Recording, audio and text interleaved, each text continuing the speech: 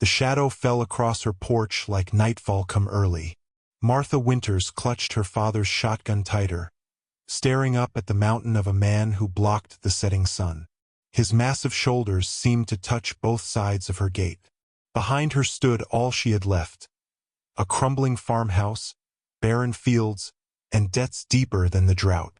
The stranger removed his hat, revealing gentle eyes that contradicted his fearsome frame. "Ma'am," he said, voice soft as distant thunder. "I heard you need help." She nearly laughed through her tears. What could this giant do but destroy the little that remained? Could those enormous hands, calloused and scarred, truly rebuild what life had broken?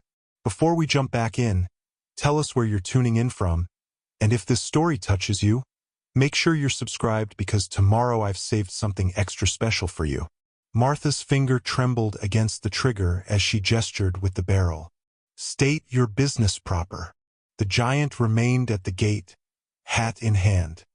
His clothes were worn but clean, his beard neatly trimmed despite the dust of travel. "Name's Elijah Stone.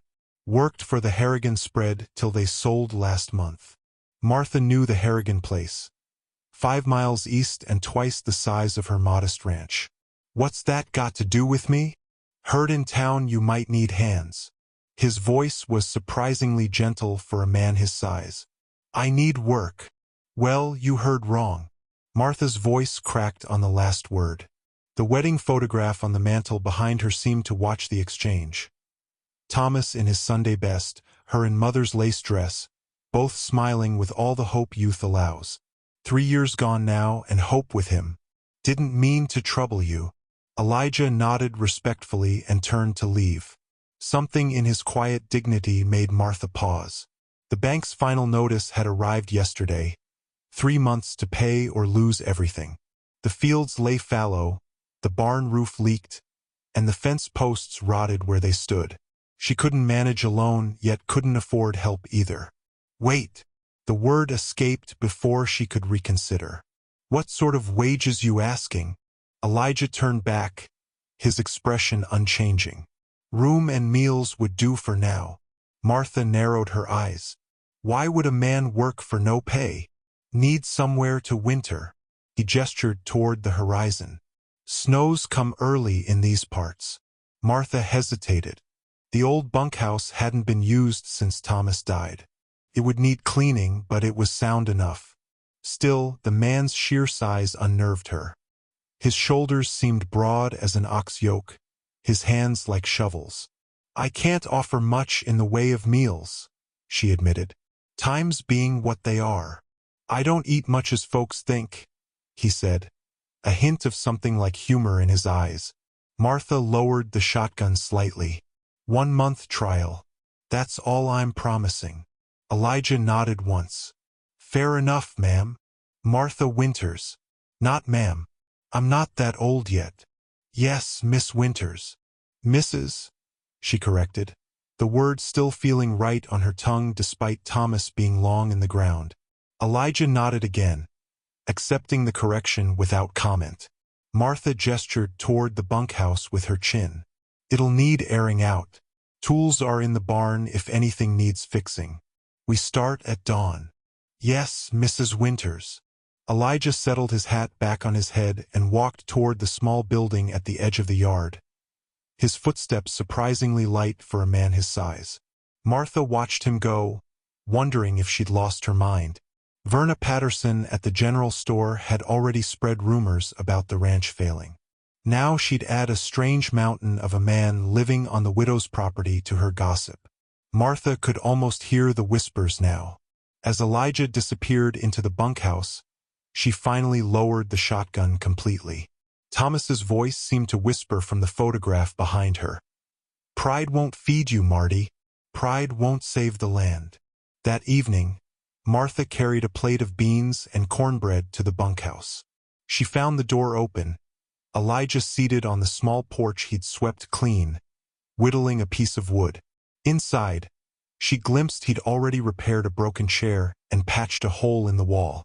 She set the plate beside him without a word. "Thank you, Mrs. Winters." Martha nodded stiffly. Dawn comes early. I'll be ready. She turned to leave but paused. Mr. Stone. Elijah, please. Mr. Stone, she repeated firmly, maintaining distance. Why did you really come here? Half the valley knows this place is hanging by a thread. Elijah considered the question, his knife pausing over the wood. Sometimes a man just knows where he's needed. Martha wanted to scoff at such a simple answer, but something in his steady gaze stopped her. Instead, she simply nodded and walked back to her empty house. From her bedroom window, she watched as darkness fell. Elijah's massive silhouette moved across the fields, examining fence lines and testing soil between his fingers. Against the sunset, he seemed even larger, like a figure from an old tale her grandmother might have told. Giants who moved mountains and changed the course of rivers. Martha touched the faded wedding photograph on her nightstand. "What am I doing, Thomas?" she whispered, but the smiling face offered no answers, and the emptiness of the house pressed in around her like a physical weight. Outside, Elijah continued his patient survey of her failing land, as if reading a story written in the dry earth that only he could see. Dawn painted the eastern sky pink when Martha stepped onto her porch. Elijah already stood by the barn, examining a broken plow.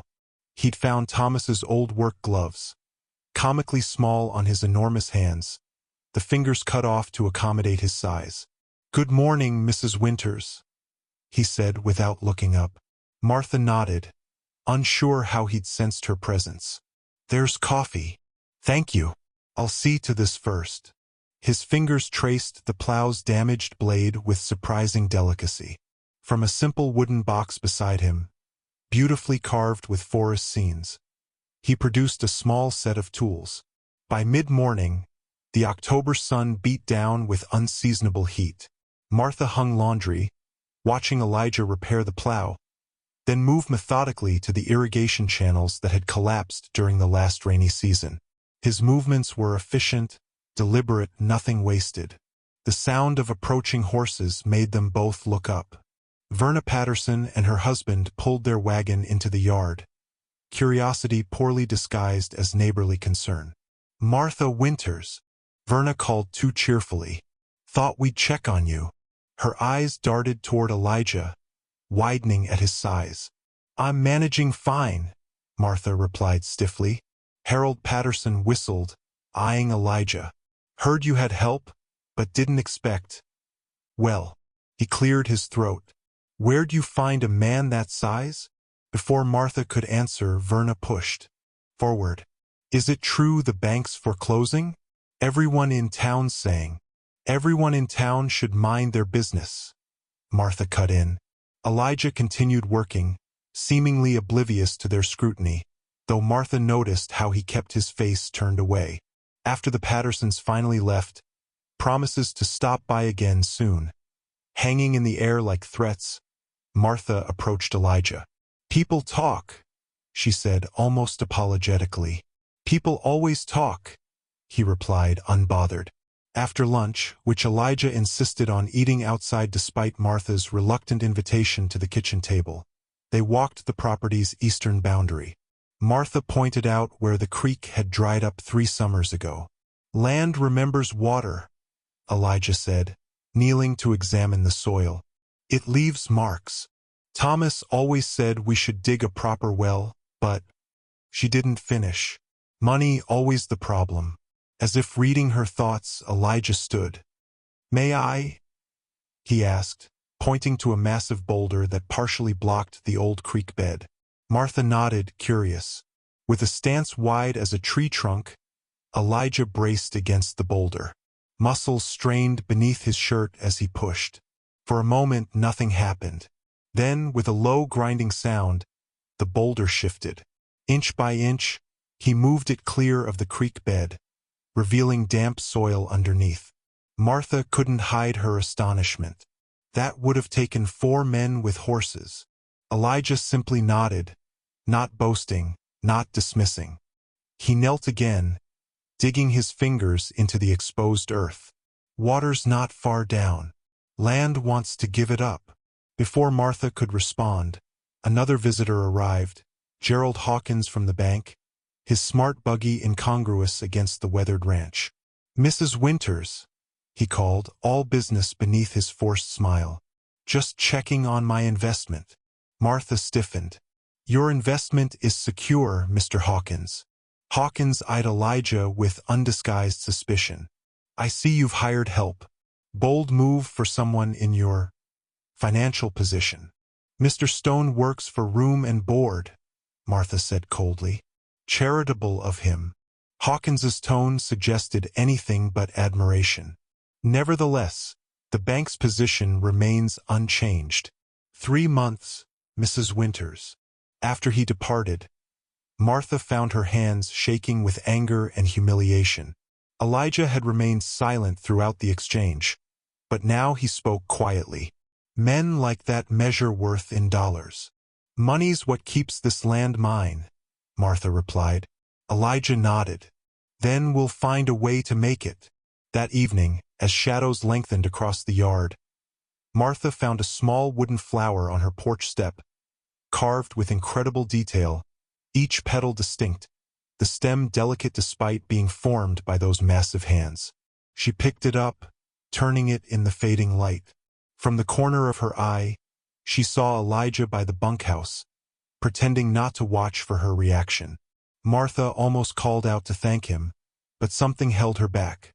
A widow's caution, perhaps, or simply the unfamiliarity of kindness freely given. Instead, she placed the flower carefully on her mantel beside Thomas's photograph. The contrast struck her, the fading image of her past beside the small token of what? Not her future, surely.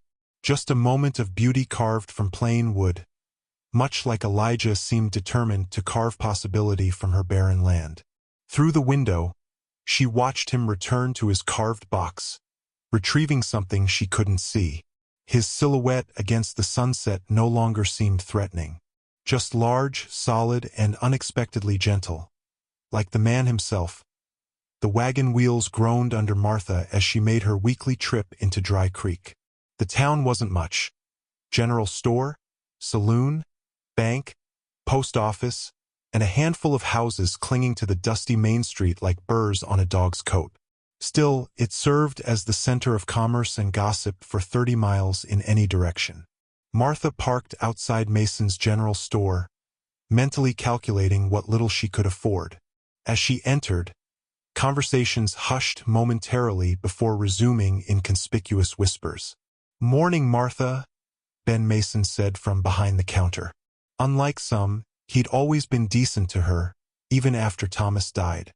His leather-bound town ledger lay open, pages filled with names and figures, debts and payments that documented the fortunes of every family for miles. "Morning, Ben. Just the basics today." He nodded understandingly. "How are you holding up out there?" "Managing." Martha placed her short list on the counter. Ben's eyes crinkled with concern. "Heard you got some help." "News travels fast," Martha said dryly. "Faster than the mail stage." Ben began gathering her items. "Listen, Martha. I've extended your credit as far as I can." The ledger between them showed her mounting debt in neat columns. Thomas had always handled their accounts, ambitious and optimistic. He'd borrowed heavily the year before he died, certain the expanded fields would yield enough to pay it all back. Then came the drought, then the accident, then the long slide toward foreclosure.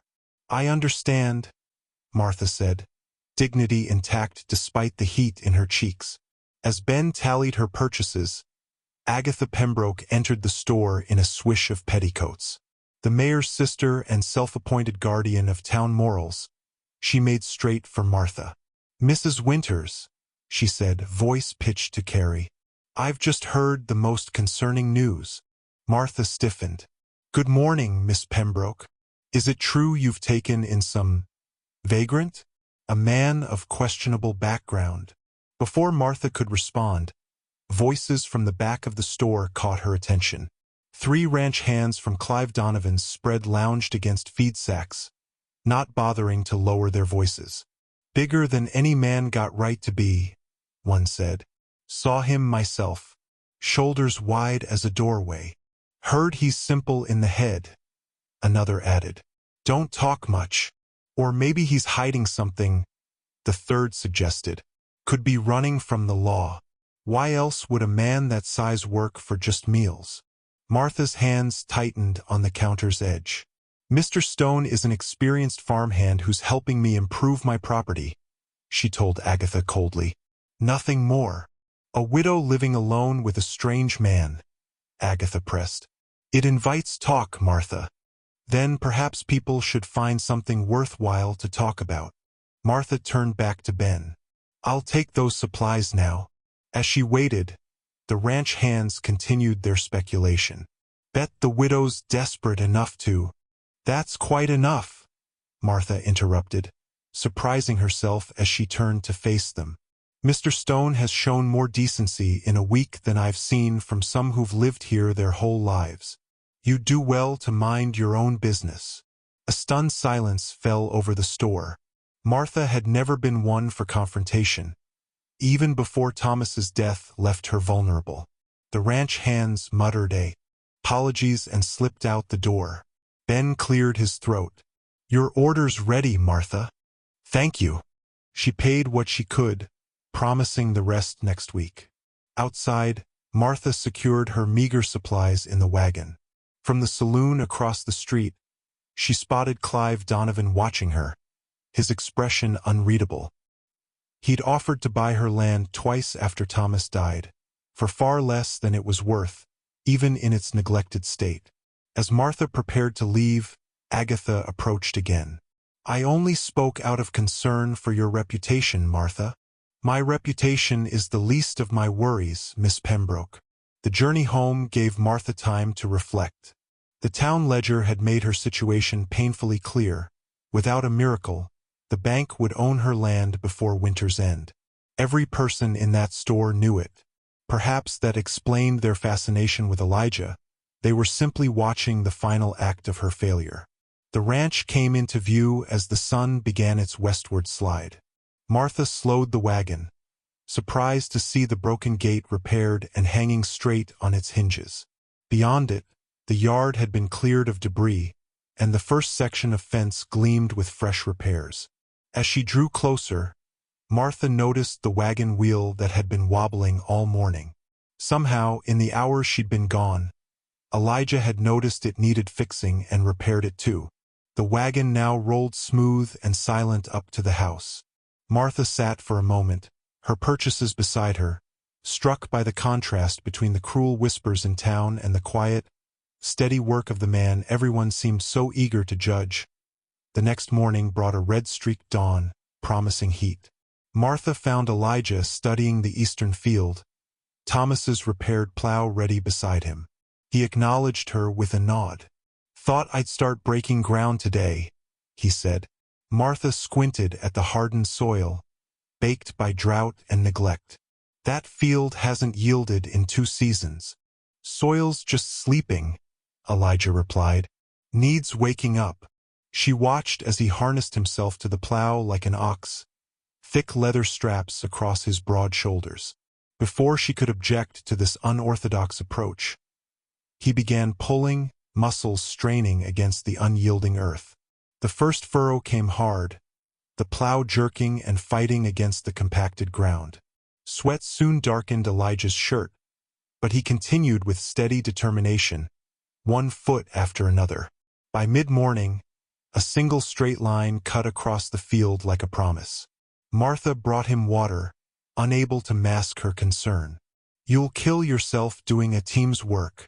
Elijah drank deeply, then poured the remainder over his head. Been breaking tougher ground than this since I was a boy. Something in his tone invited conversation. Where was that? Back east, Pennsylvania. He handed her the empty cup. Father had a rocky hillside farm, more stone than soil. It was more personal information than he'd shared all week. Martha found herself curious. How'd you end up out here? Long story. Elijah turned back to the plow. 1 step at a time, just like this field. Throughout the day, Martha found reasons to cross his path, bringing water, checking fence posts nearby, gathering the few late-season apples from the struggling orchard.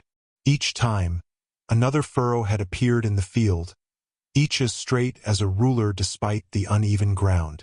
In late afternoon, Martha discovered a yellowed paper tucked in the barn rafters while searching for twine. Unfolding it revealed Thomas's neat handwriting, a hand-drawn map of their property with notes and markings she'd never seen before. Her chest tightened at this unexpected encounter with her husband's thoughts.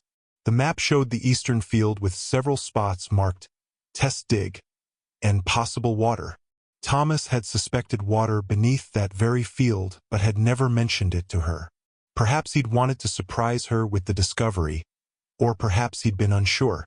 Either way, the accident had taken him before he could find out.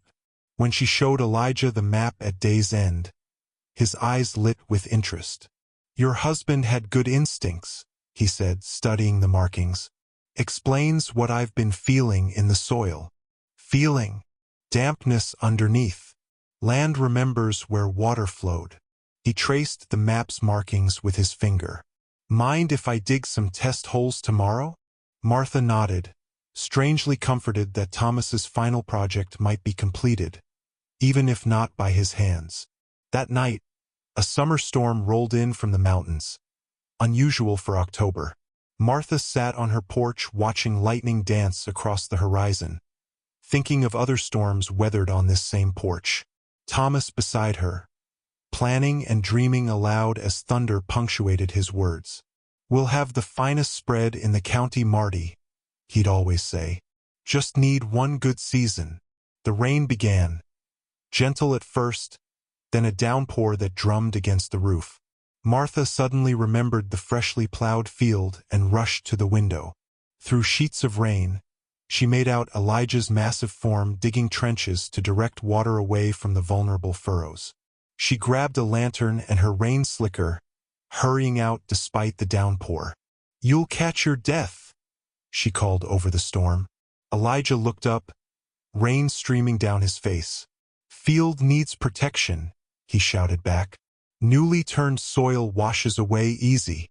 Martha hesitated only briefly before setting down the lantern and picking up a shovel. Together they worked in the mud and darkness, digging channels to divert the rushing water. The rain soaked through her clothes, plastering her hair to her face, but she matched Elijah's pace as best she could. When they finally finished, both were mud-covered and drenched. Martha led the way to the house, propriety forgotten in their shared exhaustion. "There's coffee," she said, gesturing to the stove as they dripped on her kitchen floor. For the first time, Elijah stepped fully into her home, ducking slightly through the doorway. His eyes moved briefly to Thomas's photograph on the mantel, then back to Martha. "Thank you," he said simply, "for helping with the field." Martha poured them both coffee, surprised to find her hands steady despite the cold and wet. "It's my land too," she said. As lightning illuminated the kitchen in brief, brilliant flashes, Martha realized something had shifted between them.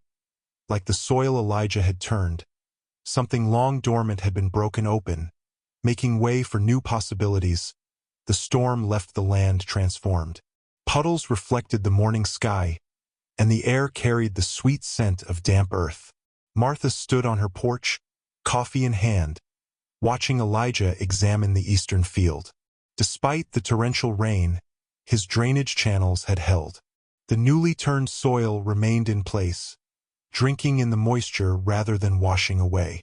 Elijah walked the field methodically, stopping occasionally to dig his fingers into the earth. He consulted Thomas's map, comparing his notes to the terrain. Finally, he marked a spot with a wooden stake. "Here," he called when he noticed Martha watching. "First test dig." Martha crossed the muddy yard. "You're certain?" "No," Elijah admitted, "but the land suggests it. See how the grass grows greener in this line." He pointed to a subtle change in vegetation she'd never noticed. "Water leaves signs if you know how to read them." With the plow's work paused to let the field dry, Elijah spent the day digging. The hole grew steadily deeper, the displaced earth forming a mound beside it. By afternoon, he stood chest-deep in the ground, still digging methodically. Martha brought him water and bread at midday. Any sign? Soil's getting damper. He wiped sweat from his brow, leaving a streak of dirt. That's promising.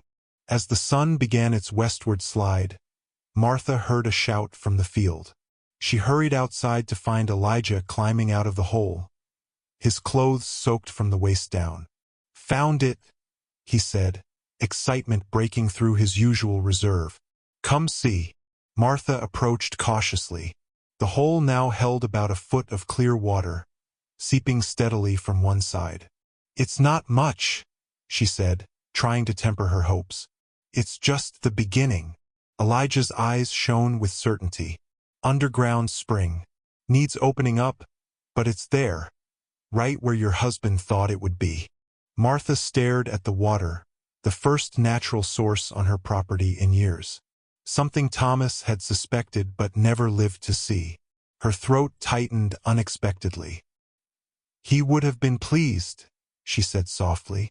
Elijah nodded, understanding in his eyes. He had good instincts about the land. Over the next 3 days, Elijah expanded the hole into a proper well, lining it with stones from the creek bed. The water level rose steadily, fed by the underground spring. By the 4th day, he began constructing a simple irrigation system, wooden troughs that would carry water to the fields once opened. Martha worked alongside him, learning the techniques he'd developed over years of dryland farming. Her hands, once soft from town life before marriage, grew calloused again. She found satisfaction in the physical labor that left no room for grief or worry. On the afternoon, Elijah connected the first irrigation channel to the newly plowed section. The sound of approaching horses interrupted their work. Clive Donovan rode into the yard, followed by 2 of his ranch hands.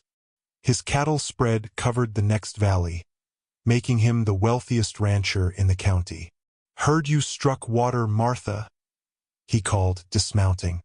His gaze shifted to Elijah, sizing him up with undisguised curiosity. "This must be the hired help everyone's talking about." Martha wiped her hands on her apron. "Mr. Stone, this is Clive Donovan. He owns the Double D." Elijah nodded but continued working, offering no conversation. Donovan surveyed the irrigation system with a practiced eye. "Impressive work. Didn't think this land had water worth finding." He turned to Martha. "Must be reconsidering my previous offers now." "I'm not selling, Clive," Martha said firmly. "Never was." A tight smile crossed Donovan's face. "Times are hard, Martha. A woman alone." "I'm managing fine," she interrupted. Donovan's attention returned to Elijah. "Where'd you learn irrigation work? Don't recall seeing you around these parts before." "Picked it up," Elijah replied without elaboration. One of Donovan's men leaned toward his boss. "That's him, all right. Giant they're all talking about in town." Donovan studied Elijah more carefully. "Man your size could make good money working cattle. Pays better than whatever arrangement you've got here." "I gave my word to Mrs. Winters," Elijah said simply. A flicker of annoyance crossed Donovan's face before he masked it with another smile.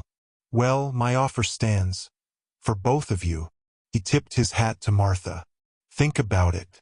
Water or no water, this place is too much for—" "Good day, Mr. Donovan." Martha cut him off, her tone making it clear the conversation was over. After they departed, Martha released a breath she hadn't realized she was holding. "He's wanted this land since Thomas died. Kept offering half what it's worth." Elijah nodded thoughtfully. "Man gets used to having his way." He looked at the small pool of water now gathering in the irrigation channel, their first success. "He won't like seeing you succeed." Martha watched the water slowly advancing along the wooden trough toward the parched field. It wasn't much, just a trickle, but it was the first life-giving water this land had seen in years. "Let's open the channel," she said, pushing thoughts of Donovan aside. This moment belonged to her, to Thomas's memory, and to the quiet giant whose hands had made it possible. The morning after they opened the irrigation channel, Martha ventured to the root cellar beneath the kitchen. She hadn't been down there in months. Too many memories of Thomas stocking it with vegetables from their garden, preserves from her canning, smoked meats from his hunting trips. In the years since his death, she'd watched the supplies dwindle without replenishing them. The cellar air was cool and damp, smelling of earth and the last withered potatoes. Martha pushed aside empty jars and baskets, searching. In the farthest corner, she found what she sought: a wooden box containing seed packets. Thomas had always saved seeds from their best produce, carefully labeled and stored for future planting. Martha carried the box into the sunlight, spreading the packets on the kitchen table. Some were faded, others crisp and new. Beans, corn, squash, tomatoes, carrots, a complete kitchen garden. And at the bottom, a small envelope marked Mary's flowers in Thomas's hand. Seeds from her mother's garden that she'd brought to their marriage. Martha was still sorting through them when Elijah appeared at the kitchen door, hesitating at the threshold. "Found these," she explained, showing him the seeds. "Thought we might plant a garden near the house. Something small to start." Elijah's eyes lit with interest. "Good soil there. Morning sun, afternoon shade. Can you build a fence around it? To keep rabbits out?" He nodded. "Have it done by nightfall." True to his word, by sunset Elijah had constructed a neat fence enclosing a garden plot near the house. He'd turned the soil thoroughly, mixing in compost from the old pile behind the barn. The ground looked rich and inviting, ready for planting.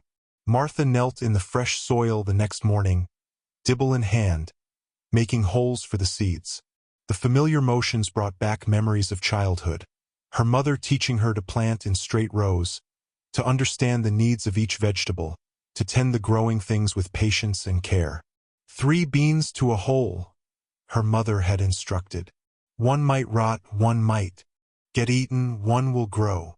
Martha felt a presence and looked up to find Elijah watching her work. "My mother had a garden like this back in Ohio," she explained. "Taught me everything about growing food." "Good knowledge," Elijah said, approval in his tone. "Keeps you alive when times get hard." "Did your mother garden?" The question slipped out before Martha realized how personal it was. A shadow passed across Elijah's face. "She tried. Land was too poor where we lived." After a pause, he added, "She died when I was young." "I'm sorry," Martha said, meaning it. Elijah nodded acknowledgement, then moved on to extend the irrigation channel to reach the new garden. By afternoon, Martha had planted half the available seeds. The work was satisfying in a way she'd forgotten, hopeful, forward-looking.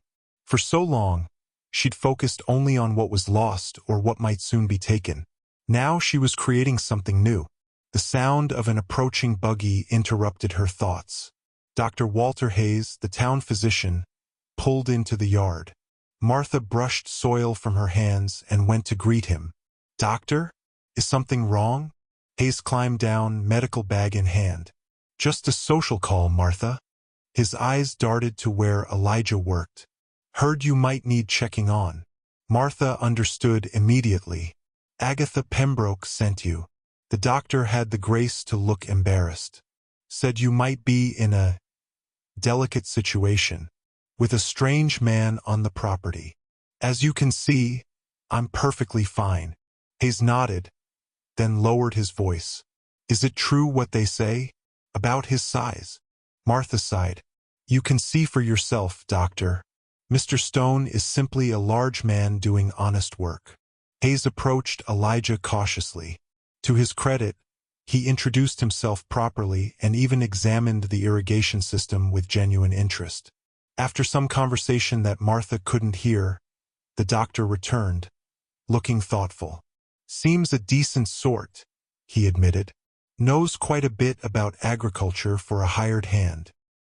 "He's been a great help," Martha said. After the doctor left, promising to report her good health to the concerned citizens of Dry Creek. Martha returned to her planting. The interruption had irritated her more than she expected. The town's constant scrutiny, their assumption that she couldn't manage without their intervention, it chafed. That evening, Martha found herself in the kitchen longer than usual. The familiar rhythm of baking soothed her irritation. She hadn't baked since Thomas died, no point for just herself. But now, with Elijah working so hard, it seemed right to offer something beyond the basic meals their arrangement required. The smell of fresh bread filled the house, bringing a comfort she'd forgotten. Martha sliced the still warm loaf and added a generous portion of her dwindling preserves to a plate. She hesitated only briefly before carrying it to the bunkhouse. Elijah wasn't there. Martha set the plate on the small table he'd repaired, noticing how tidy he kept the space. His carved box sat open, revealing a few personal items: a razor, a small book, a folded handkerchief embroidered with a child's awkward stitches. She quickly stepped back, feeling she'd intruded. As she closed the door, she spotted Elijah by the new garden, reinforcing a section of fence in the fading light. His dedication to her property, to her future, suddenly seemed extraordinary. Martha returned to her own porch and watched the sunset paint the distant hills gold, then crimson. A single green shoot had already pushed through the soil in her garden, the first tangible sign of renewal. The red-trimmed envelope arrived on a Tuesday, carried by the postmaster's son who'd ridden out specially to deliver it. Martha recognized the bank's letterhead before she even broke the seal. Inside, Gerald Hawkins's precise handwriting delivered the expected news. 60 days remaining until foreclosure proceedings would begin. Martha stood on her porch, the notice trembling slightly in her hand. 2 months to produce a miracle. Elijah appeared from the barn, reading her expression. Bad news. Final notice. Martha handed him the letter, surprising herself with the easy gesture of trust. 2 months to pay or lose everything. Elijah studied the document carefully. Martha realized he read better than most farmhands. Another small mystery about the man. How much? He asked finally. More than I'll see in a lifetime, Martha sighed. Thomas borrowed against the property to expand. Then the drought came. Elijah handed back the notice, his expression thoughtful. The water changes things. One small spring won't save us. It's a start. Elijah gazed toward the eastern field where green shoots now pushed through the soil, the first planting they'd done together. Where there's one source, often there are others. Later that afternoon, a sound Martha hadn't heard in years reached her, the approach of several riders. 3 neighboring ranchers reined in at her gate. Frank Wilson, Harold Mercer, and old Jim Taylor. Men who'd once been friendly with Thomas but had kept their distance since his death. Afternoon, Martha, Frank called. Hope we're not intruding. Martha wiped her hands on her apron. What brings you all the way out here? The men exchanged glances before Frank continued. Word is you've found water. In times like these, that's news worth riding for. Martha nodded cautiously. We've tapped a spring on the eastern boundary. We've all been dry going on 3 years, Harold said. Lost half my herd last summer hauling them to the creek daily. Old Jim leaned forward in his saddle. We'd pay fair for water access, Martha.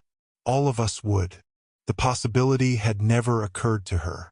Martha glanced toward Elijah, who had paused his work but remained at a respectful distance. I don't know that we have enough to share, she said honestly. Might be worth discussing, Frank pressed. Even a little access would help, and... He fell silent as Gerald Hawkins's buggy rounded the bend, the banker clearly surprised to find company at the Winters ranch. He tipped his hat with practiced politeness that didn't reach his eyes. Gentlemen, Mrs. Winters, I didn't expect to find a gathering. Just neighborly conversation, Frank replied, his tone cooling noticeably. Hawkins climbed down, brushing dust from his coat. I trust you received my notice, Mrs. Winters? I did. Martha straightened her spine.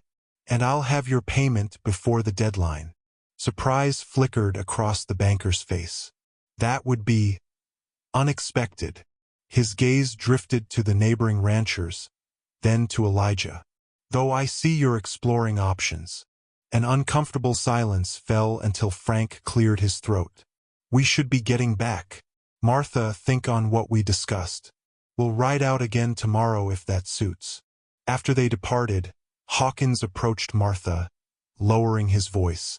If you're conside, ring water rights, I should remind you that your situation remains precarious. Any agreements might be rendered void by foreclosure. Is that a threat, Mr. Hawkins? Merely financial reality. His smile didn't reach his eyes. Though I'd be happy to review any proposals. Perhaps we could structure something beneficial to all parties. Martha understood perfectly. Hawkins wanted his cut of any water arrangement, or he'd make things difficult. I'll keep that in mind, she said coolly. After the banker left, Martha found Elijah by the irrigation channels, expanding them toward the southern field. You heard? She asked. He nodded.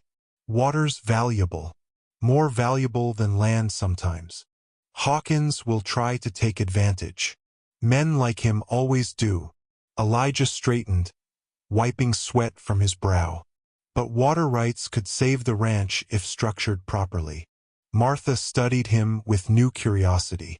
You know something about this. Seen it work elsewhere. He hesitated, then added, sharing water builds alliances.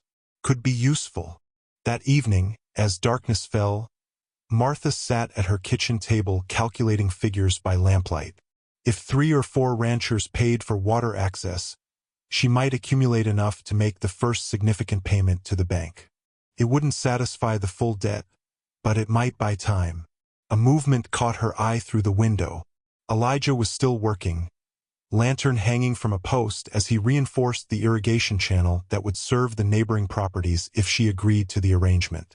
Martha watched him, this mystery of a man who worked as if the land were his own. Since his arrival, she'd begun to think beyond mere survival for the first time in years.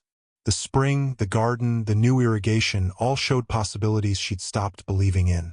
She glanced at the bank notice, its red border like a warning flag. 2 months. It wasn't enough time to save everything through conventional means. But perhaps with water to offer and Elijah's seemingly inexhaustible capacity for work, they had a chance. Martha placed the notice in her husband's old desk drawer and returned to her calculations, determination replacing despair. For the first time since Thomas's death, she was fighting for her land rather than just waiting to lose it. The next afternoon brought all 3 ranchers back to Martha's property, along with 2 others who'd heard about the water. They gathered around her kitchen table, hats in hand, as Martha served coffee. Elijah remained outside, though Martha had invited him to join the discussion. We've talked it over, Frank Wilson began, and we're prepared to make a fair offer for water access. Harold Mercer nodded. Each of us would pay monthly for a share, enough to water our stock through the dry season. Jim Taylor, the oldest of the group, leaned forward. We'd respect your land, Martha. No more than agreed head counts, specific times for access. Martha listened carefully. I'll need everything in writing, proper contracts. Of course, Frank agreed quickly. We'll have the lawyer draw them up. One of the newer arrivals, Pete Simmons, placed a small leather pouch on the table. Thought you might appreciate an advance. Show of good faith. Martha eyed the pouch, the clink of coins unmistakable. The immediate relief it would provide was tempting, but Thomas had taught her never to accept terms without understanding them fully. I'll consider your offer once I see the contracts, she said firmly, pushing the pouch back toward Pete. This isn't charity. The men nodded with approval. Martha was conducting business as Thomas would have, fair but careful. Before they could continue, Gerald Hawkins's buggy appeared once again, this time accompanied by Clive Donovan on horseback. The ranchers around Martha's table exchanged dark looks. Vultures circling, Jim muttered. Martha rose to meet the newcomers outside, the ranchers following. Hawkins's false smile was firmly in place as he tipped his hat. Mrs. Winters, gentlemen, I see business discussions are underway. Private business, Frank said pointedly. Donovan dismounted, his gaze sweeping over the group. Water rights, I presume? Quite the little enterprise you're building, Martha. Did you need something, Mr. Donovan? Martha asked coolly. Just offering a simpler solution. He produced an envelope from his coat. An offer to purchase your entire property. Fair market value, plus 20%. The ranchers stirred uneasily. If Donovan acquired Martha's land and the water rights, he'd control the region's most precious resource. Martha accepted the envelope but didn't open it. I'll review it. I'd encourage prompt consideration, Hawkins interjected. Given your time frame. Martha bristled at the implied threat. Mr. Hawkins, I believe these gentlemen and I were in the middle of negotiations that could resolve my obligations to your bank. A flash of annoyance crossed the banker's face. Any agreements would require bank approval, considering the property's encumbrance. Meaning you want your cut, Jim Taylor said bluntly. Tension thickened the air. Martha noticed Elijah had moved closer, his massive presence just visible at the edge of the gathering. Donovan broke the uncomfortable silence. My offer stands regardless of bank complications. Clean sale, immediate payment. He nodded toward the envelope. Enough to settle your debts and start fresh elsewhere. I'm not looking to leave, Martha replied. Sentiment is expensive, Martha, Donovan said, his tone softening with practiced concern. A woman alone. Mrs. Winters isn't alone, Frank interrupted. She has neighbors willing to work with her. The other ranchers murmured agreement. After Hawkins and Donovan finally departed, the negotiations resumed with new urgency. By sunset, they had sketched the framework of an agreement. 5 ranchers would pay monthly for water access, with the first payments due immediately upon signing formal contracts. It won't be enough to clear your debt entirely, Frank acknowledged as they prepared to leave. But it'll show the bank you have steady income. Might buy you time. Martha walked them to their horses. I appreciate your willingness to work together. We take care of our own, Jim said simply. Thomas was a good man. He'd have done the same. After they rode off, Martha found herself alone on the porch, Donovan's unopened envelope in her hand. The offer was tempting in its simplicity, immediate resolution to all her financial troubles. She could walk away, start over without the constant struggle. She was still considering it when Elijah approached, his day's work complete. They made a fair offer? He asked. The ranchers did. Martha held up the envelope. Donovan offered to buy everything outright. Enough to pay off the bank and then some. Elijah's expression remained neutral. It's your decision. What would you do? The question surprised them both. Elijah looked out over the fields, where green shoots now pushed through soil that had been barren just weeks ago. Land that gives water has value beyond money. But is it worth the fight? The uncertainty? Only you can answer that. His eyes met hers. But I've seen what you've built here, what you're capable of building still. In the fading light, Martha looked at her property through new eyes. The repaired fences, the irrigated fields, the promising garden, all evidence of renewal. Selling would mean surrendering not just land, but possibility. Later that night, Martha sat at Thomas's desk, Donovan's envelope before her. She could imagine her husband's voice. It's good land, Marty. Just needs the right hands to work it. With sudden resolve, she tore the envelope in half, then quarters, letting the pieces fall into the wastebasket. The path forward wouldn't be easy, but it would be hers to determine. Through the window, she could see the lantern still burning in the bunkhouse, Elijah's shadow moving behind the curtain. Whatever his mysteries, he had helped her see value in what remained rather than focusing on what was lost. June arrived with merciful rains and longer days. Martha's garden flourished beyond expectation. Beans climbed their poles, tomatoes formed green globes, and carrots pushed feathery tops through rich soil. The eastern field, once barren, now waved with young wheat. The transformation seemed almost miraculous to those who remembered the property's desolation just months earlier. Martha kept meticulous records in her account book, once filled only with mounting debts. Now new columns tracked income, water payments from neighboring ranchers, the first modest sales from surplus garden vegetables, even small amounts from eggs laid by the half-dozen hens Elijah had traded labor for with a farm down the valley. On the first Tuesday of the month, Martha drove her wagon into town alone. She tied up outside the bank, straightened her best dress, mended but clean, and walked in with her head high. Gerald Hawkins glanced up in surprise when she placed a stack of bills and coins on his desk. "First payment," Martha said simply. Hawkins counted slowly, his expression shifting from disbelief to reluctant acknowledgement. "This is unexpected, Mrs. Winters. I'll have another payment next month." "This hardly addresses the principal sum," he cautioned. "It shows good faith." Martha met his gaze steadily. "And my intention to keep my land." The banker recorded the payment with obvious disappointment.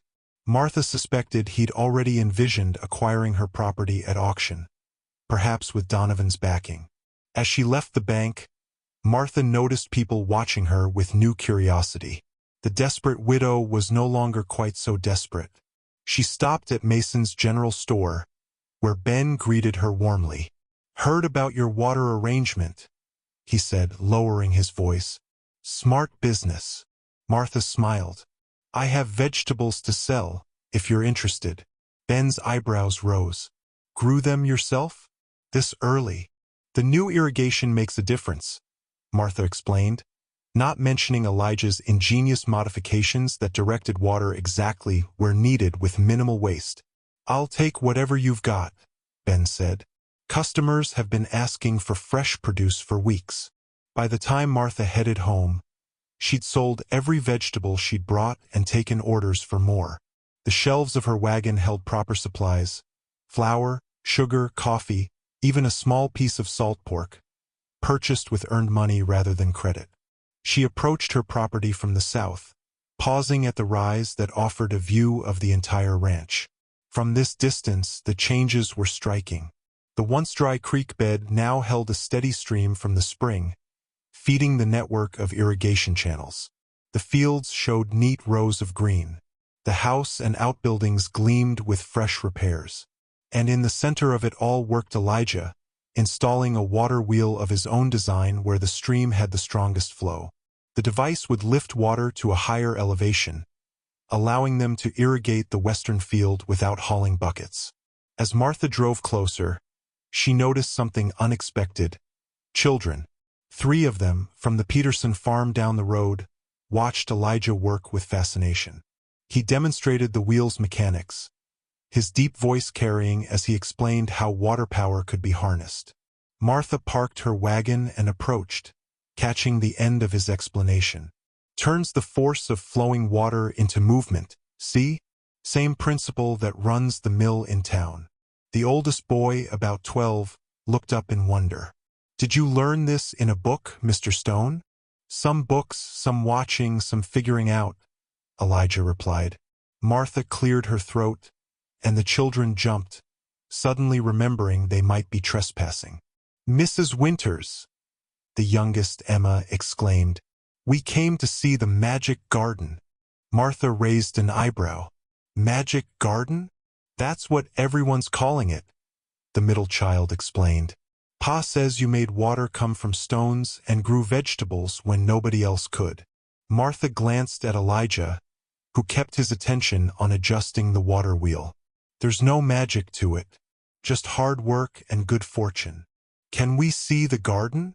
Emma pleaded. "Ma says you might sell her some tomatoes when they're ripe."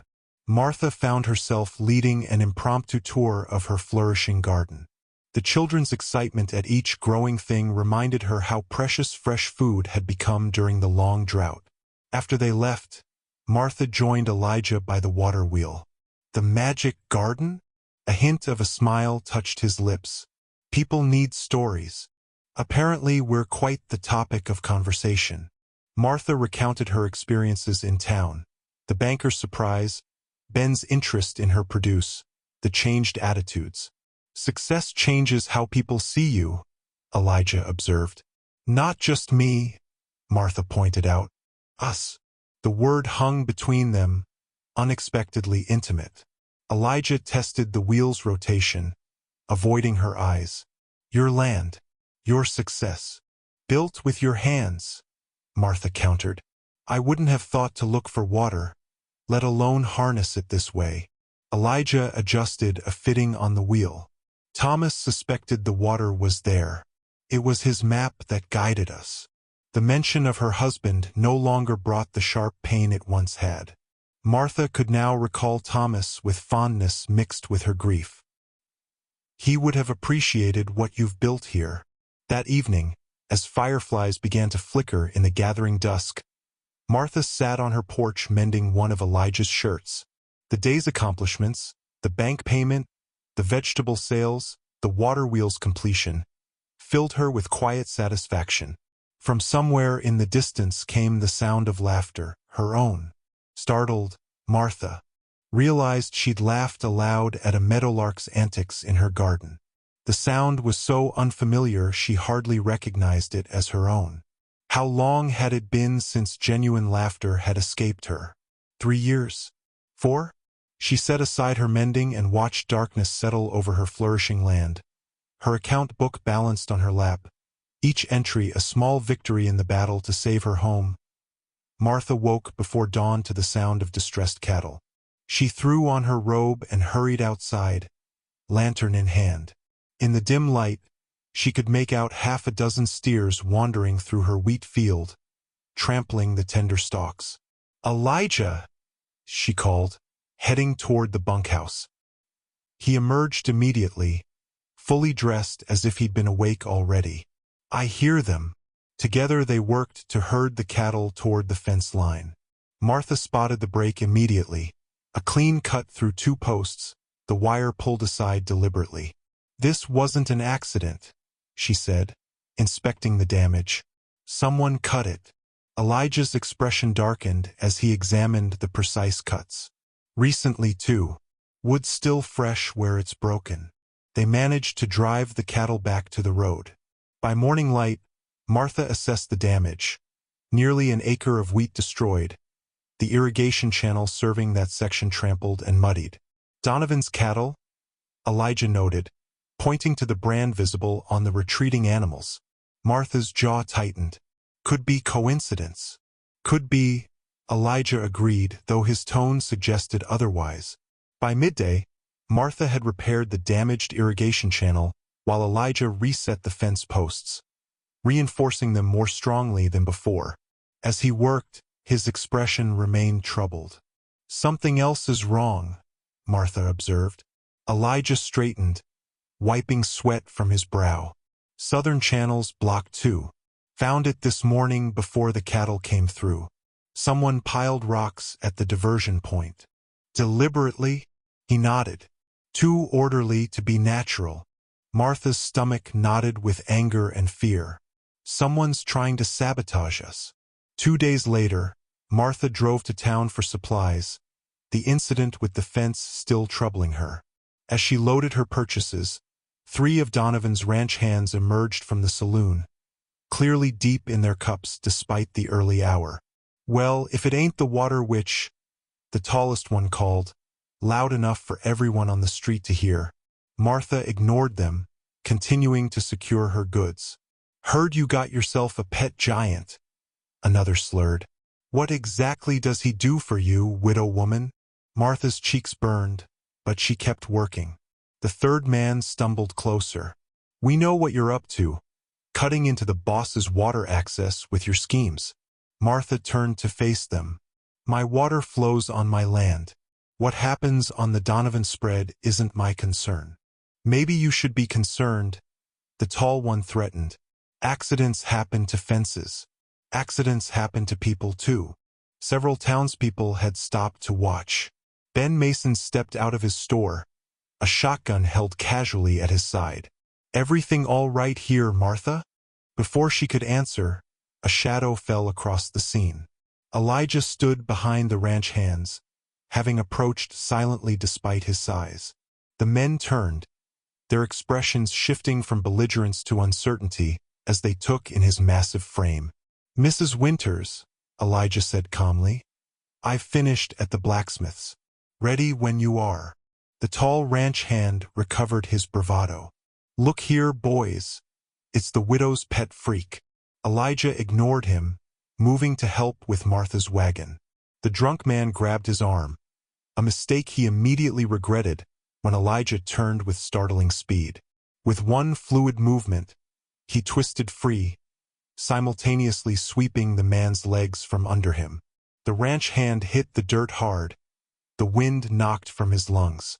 The other two men lunged forward, but Elijah was already positioned between them and Martha. He didn't throw a punch, simply deflected their drunken swings with the precise movements of someone trained in combat. Within moments, all three men were sitting in the dust, more bewildered than hurt. "Ready, Mrs. Winters?" Elijah asked again, as if nothing had happened. The journey home passed in silence until Martha finally spoke. "Where did you learn to fight like that?" Elijah kept his eyes on the road. "Army taught me."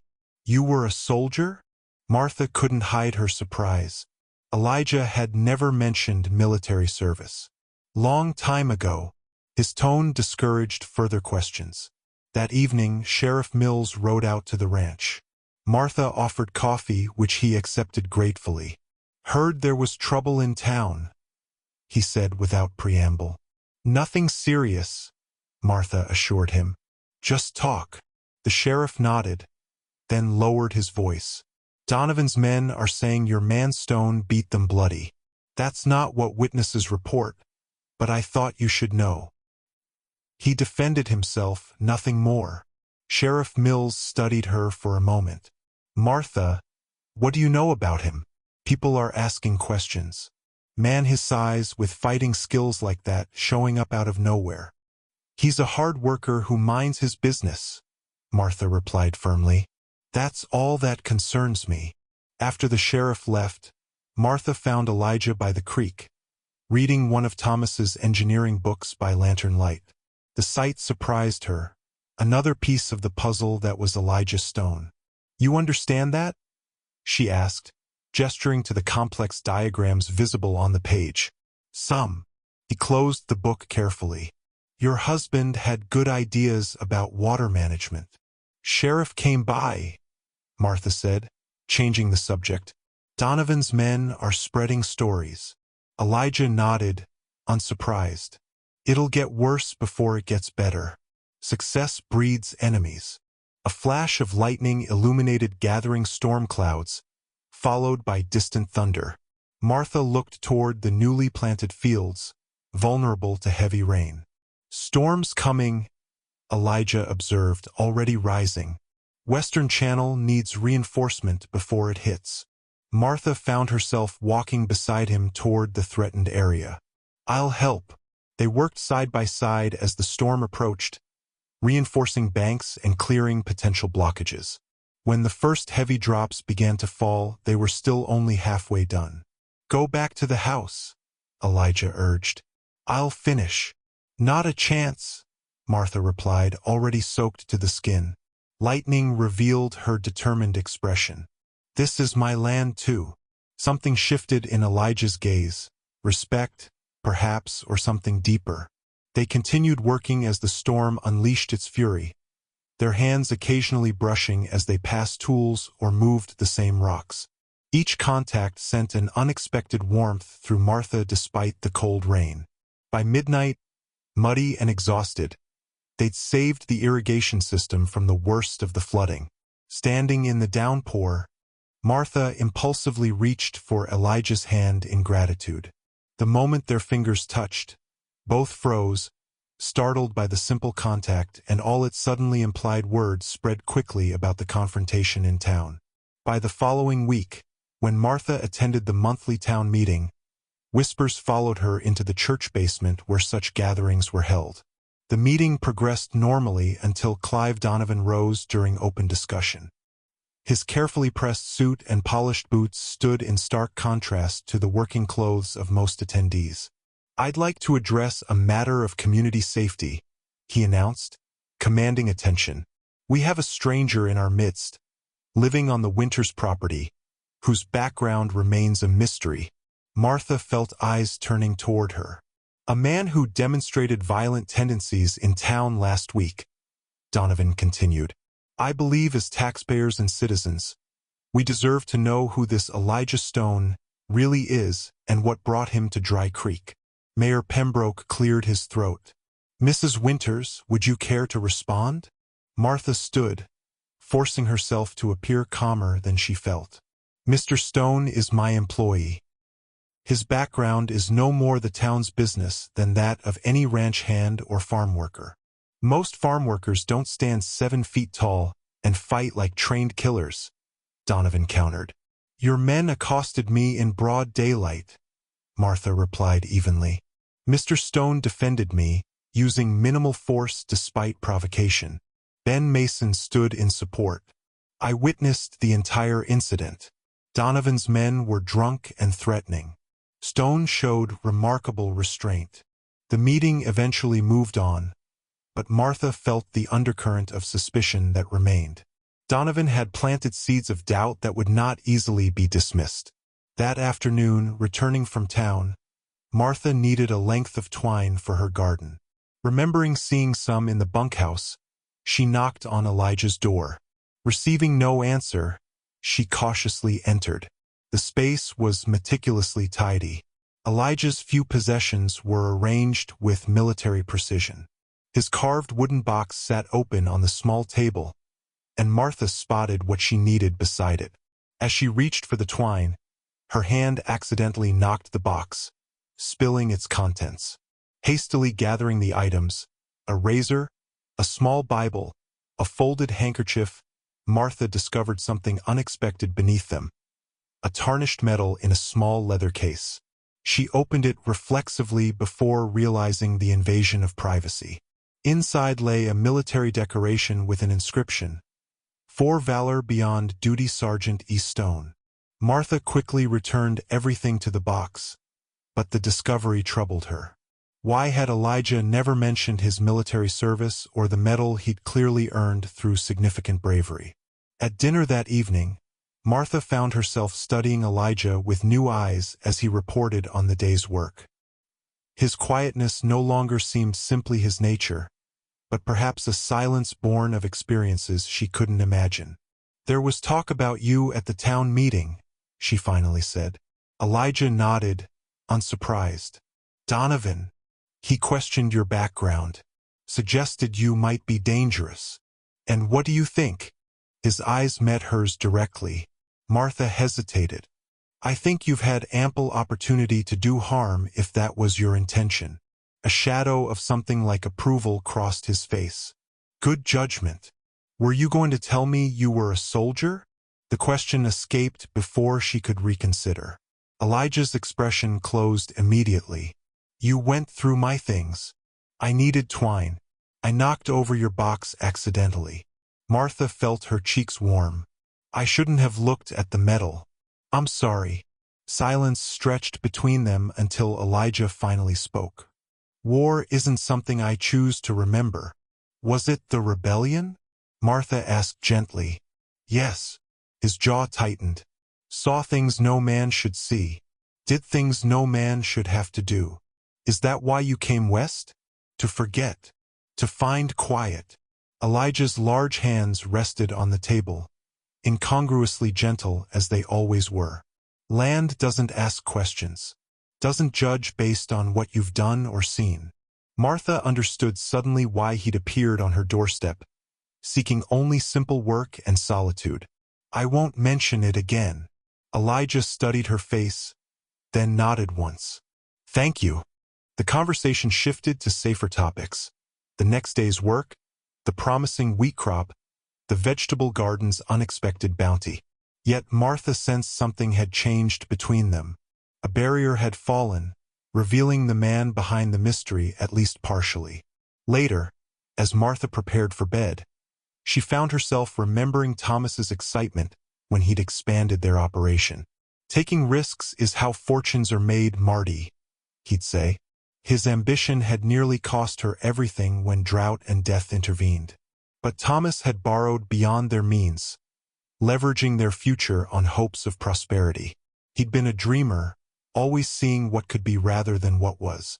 Martha had loved him for it, even as his optimism had ultimately left her vulnerable. Elijah was different. Practical, careful, building slowly but solidly. A man who considered consequences before actions. Perhaps shaped by whatever horrors he'd witnessed in the war, he seemed to value stability above all. 2 days later, a wealthy cattle buyer from the eastern markets visited the neighboring Taylor ranch. Jim Taylor brought him to see Martha's irrigation system, which had become something of a local wonder. "Remarkable engineering," the buyer commented, examining Elijah's water wheel. "Simple but effective. You designed this yourself?" Elijah nodded without elaboration. "My company is always interested in drought-resistant ranching methods," the man continued. "There could be financial opportunities for innovations like these." Martha watched Elijah's face, noting how he deflected attention despite the buyer's clear interest. Another man might have seized the opportunity for recognition or profit.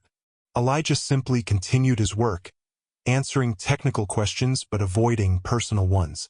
That same afternoon, Gerald Hawkins arrived unexpectedly. Martha met him on the porch, noting his assessing gaze as he surveyed her flourishing property. "Mrs. Winters, I've been authorized to discuss a potential restructuring of your loan," he announced.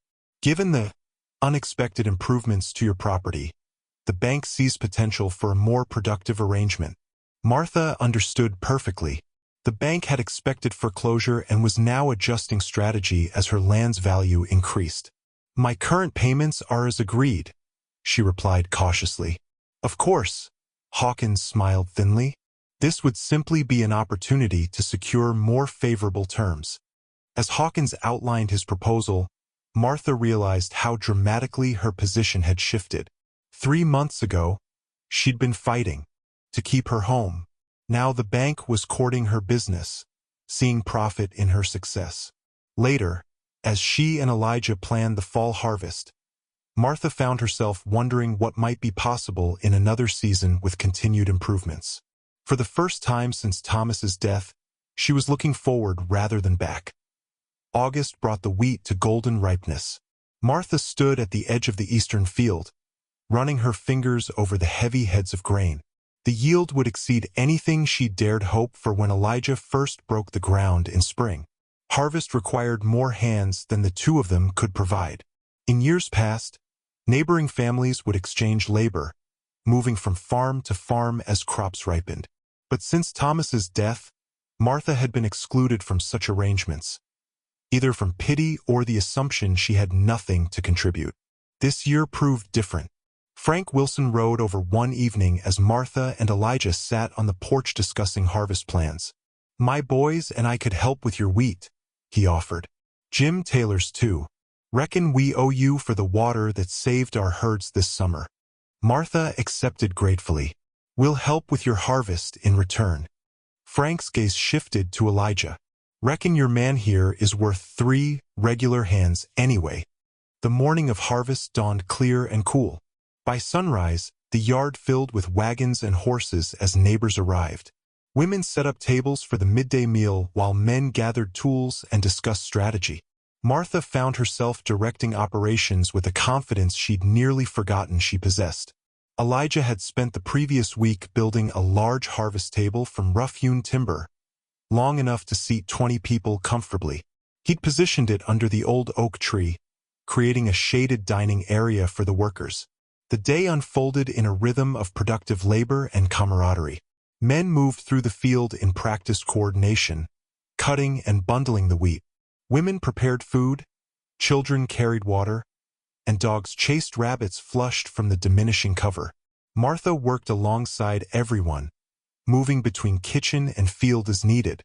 Throughout the day, she caught glimpses of Elijah, always where the work was heaviest, his strength making difficult tasks look effortless. She noticed how the other men, initially wary, gradually accepted his quiet presence.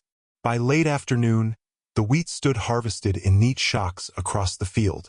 Martha rang the dinner bell, summoning everyone to the feast laid out on Elijah's harvest table. The abundance reflected her garden success: fresh vegetables in abundance, bread from her own wheat, preserves from early fruits, and 3 pies cooling on the windowsill. As twilight approached, Jim Taylor produced a fiddle. "Can't have a harvest without a little music," he announced. Lanterns were lit around the yard, creating pools of golden light as the harvest moon rose full and orange on the horizon. Children played tag between the adults, and someone cleared a space for dancing. Martha found herself watching from the porch, a cup of coffee warming her hands against the evening chill. The scene before her, her land productive again, her home the center of community gathering, seemed impossible just months ago. "Quite a day," Ben Mason said, joining her on the porch. He'd closed his store to help with the harvest. "Don't think I've seen this much wheat from your land since before the drought." "We've been fortunate," Martha replied. Ben's eyes tracked to where Elijah stood at the edge of the gathering, helping an elderly neighbor onto a wagon. "Fortune had help, I'd say." The fiddle struck up a lively tune, and couples formed for dancing. To Martha's surprise, Agatha Pembroke approached Elijah and said something that made him shake his head. When she persisted, he reluctantly followed her to the dancing area, looking comically large beside her prim figure. "Well, I'll be," Ben chuckled. Agatha's changed her tune since the town meeting. Martha watched as Elijah carefully navigated the dance steps, his massive frame moving with unexpected grace. Despite his size, he touched his partner with the same gentle precision he showed in all his movements. "Martha," Frank Wilson called. "We need you for this one." Before she could protest, Martha found herself pulled into the circle dance. The steps came back to her from happier times: village gatherings, barn raisings, celebrations of good harvests and new births. Her feet remembered what her heart had forgotten: the simple joy of moving to music among friends. As the dance pattern shifted, Martha found herself momentarily partnered with Elijah. His large hand engulfed hers, yet held it with characteristic gentleness. "You dance well, Mrs. Winters," he said, the hint of a smile softening his features. "As do you, Mr. Stone," she replied, surprised by the flutter in her chest as they turned together before the pattern separated them again. From the edge of the yard, Martha spotted Verna Patterson whispering to another woman, both watching her dance with undisguised interest. No doubt by tomorrow, the entire county would be discussing the widow Winters and her giant farmhand. For once, Martha found she didn't care. Later, as guests began departing, Hawkins unexpectedly appeared. He surveyed the harvested field, his expression calculating. "Impressive yield, Mrs. Winters," he observed. "I've brought the paperwork for your payment." Martha counted out the money she'd set aside, the second installment toward her debt. Hawkins recorded it with a tight smile. "At this rate, you might actually succeed," he admitted reluctantly. "Was that ever in doubt?" Martha asked, unable to resist. As Hawkins departed, Clive Donovan rode slowly past the property, watching the gathering break up. Though he didn't stop, his presence cast a momentary shadow over Martha's sense of accomplishment. The last wagon rolled away as the harvest moon climbed higher. Martha and Elijah stood in the yard, surveying the day's work: the harvested field, the stacked wheat waiting for threshing, the tables now cleared but still standing as evidence of community restored. "We did well," Martha said softly. "You did well," Elijah corrected. "This is your triumph." Martha turned to face him. "No, ours." The word hung between them, laden with meaning neither was quite ready to acknowledge. The successful harvest brought Martha an unexpected luxury: options. With wheat sold, vegetables continuing to produce, and water payments from neighboring ranchers flowing steadily, she made another substantial payment to the bank. The property deed, once a source of anxiety as foreclosure loomed, now represented something approaching security. Crisp autumn winds scattered golden leaves across the yard as Martha sat at Thomas's desk, reviewing her accounts. The numbers confirmed what she already sensed: they would survive the winter comfortably, and spring would bring new opportunities for expansion rather than desperate measures for survival. Elijah knocked at the open door, hat in hand, finished with the north fence line. "Come in," Martha invited. "I've been wanting to speak with you." He stepped inside but remained standing, too large for the delicate chair opposite the desk. Martha closed her ledger. "We've done well this season, better than I could have imagined when you arrived. The land had potential, just needed work. And water," Martha added, "and someone who knew how to find it." Elijah accepted the acknowledgement with a slight nod. "I've been thinking about the future," Martha continued. "This place is too big for me to manage alone, even in good times. You'll find help easily now. Property's proving its worth." "I don't want hired help." Martha met his eyes directly. "I want a partner." Elijah went very still. "What kind of partner?" "A business partner, to start." Martha opened the desk drawer and removed a document sheet had drawn up in town. "Equal share of profits after the bank debt is cleared. Eventually, half ownership of the land itself."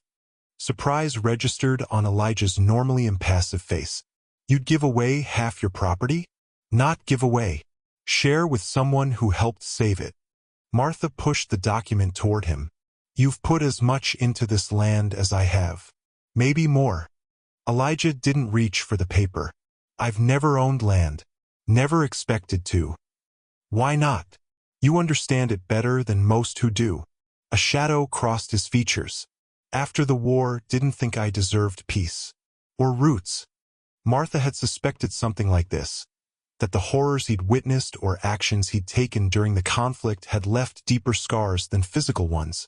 "The war's been over a long time," she said gently. "Not in here." Elijah tapped his temple. "Some battles keep fighting themselves." Martha thought of her own struggles after Thomas's death, the grief that had almost consumed her, the temptation to surrender to despair. "I understand something about that." Elijah studied her face, then gestured to the property deed on her desk. "That was your husband's dream, his legacy. And now it's mine to determine," Martha replied firmly. Thomas would have approved of this decision. Before Elijah could respond, hoofbeats sounded in the yard. Frank Wilson's oldest boy dismounted in a hurry, his expression troubled. "Mrs. Winters," he called. "Pa sent me to warn you. Donovan's been talking all over town, saying your manstone is some kind of criminal hiding from the law back east." Martha felt Elijah stiffen beside her. "What exactly is he saying, Jimmy?" "That Mr. Stone isn't his real name. That he's running from something terrible he did during the war." Jimmy glanced nervously at Elijah. "Says he has proof coming on tomorrow's stage." After Jimmy departed, Martha turned to Elijah. "Is there any truth to this? To hiding?" "No." Elijah's voice was steady. "To terrible things?" "Yes. Every soldier who survived has ghosts." Martha nodded slowly, relieved yet sensing there was more he wasn't saying. "Donovan's desperate to discredit you, to discredit us. It's working." Elijah moved to the window, gazing out at the land they'd transformed together. "Town's already suspicious of me. Now they'll be watching for any confirmation." "We've done nothing wrong," Martha insisted. "Doesn't matter. Rumors damage either way." Martha followed his gaze to the fields beyond, fields that now represented not just survival but potential prosperity. "Donovan wants my land. He always has." "Land and water both," Elijah agreed. "Your success threatens his control of the region." That evening, while preparing dinner, Martha heard voices from the road. Agatha Pembroke had stopped her buggy at the gate, deep in conversation with a woman Martha didn't recognize. They both stared toward the house before continuing on, their expressions a mixture of curiosity and disapproval. By morning, Martha understood the reason. Verna Patterson arrived early, ostensibly bringing muffins but clearly bursting with gossip. "Martha, I felt I should warn you as a friend," she began, settling uninvited at the kitchen table. "People are talking about you and Mr. Stone. Living here alone together all these months." Martha continued kneading bread dough, her movements steady. "Is that so? After the harvest dance?" "Well," Verna leaned forward. "A widow and an unmarried man, working side by side, dancing together in public view. We run a farm, Verna. We also happen to dance at a community celebration, as did many others. But your situation is different.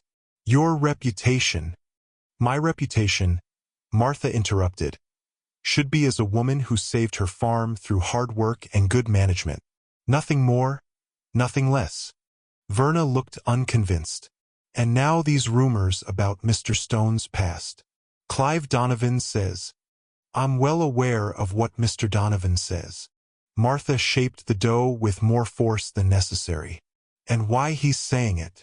After Verna left, Martha found Elijah by the barn, splitting firewood for winter. Each swing of the axe seemed to carry extra force, the only outward sign of his distress. "The partnership offer," he said without preamble. "I can't accept it." Martha felt a sharp disappointment. "Because of Donovan's rumors?" "Partly." Elijah set another log on the block. "But also because I'll be moving on after harvest." The axe came down with precision, splitting the log cleanly. "Always meant to. Never planned to stay the winter." Martha stared at him, this man who had transformed her land and, if she were honest, her heart as well. "I see." But she didn't see. Not really. Not why he would walk away from what they'd built together. Not why the possibility left her feeling hollow inside. Martha spent a restless night pondering Elijah's announcement. By morning, she'd resolved to understand his reasons before accepting his decision.